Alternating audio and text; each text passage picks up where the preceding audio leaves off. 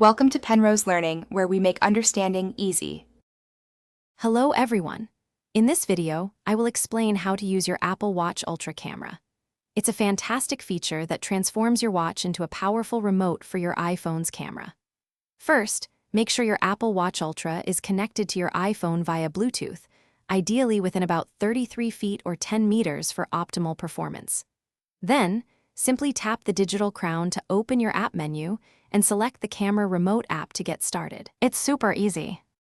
Once the Camera Remote app is open, your Apple Watch Ultra screen becomes a live viewfinder, showing exactly what your iPhone camera sees.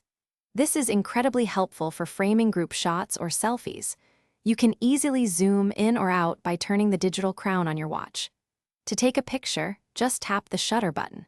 By default, there's a convenient 3-second countdown, giving you time to pose, but you can turn this off in the settings. Beyond just taking photos, your Apple Watch Ultra offers several camera controls.